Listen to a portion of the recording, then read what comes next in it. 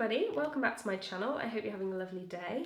So I'm just doing a quick follow-up video to my Lacy Darcey Pattern Hack tutorial that I posted recently. So if you have a slightly larger cup size, you may want to consider altering the pattern piece in this way that I'm going to do now, rather than sort of cutting it off here.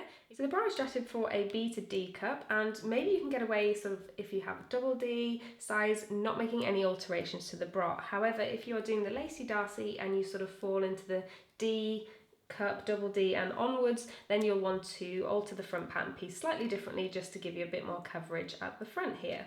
So I'm going to show you how I do it. So I'm a double D. Normally I can get away with not making any alterations to the Darcey bra, but for the Lacy Darcey we need a little bit more coverage on this top edge just to avoid any incidents that we want to avoid. So we do actually need to add now to this pattern piece rather than take away like we did before. So I'm just going to stick this pattern piece, I've cut it out in the correct size, I'm going to stick it to the pattern paper.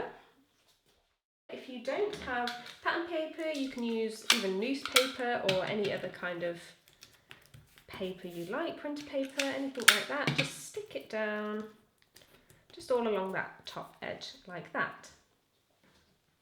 So the first thing you want to do is just continue this centre front seam up like that. So just draw a line following this front edge.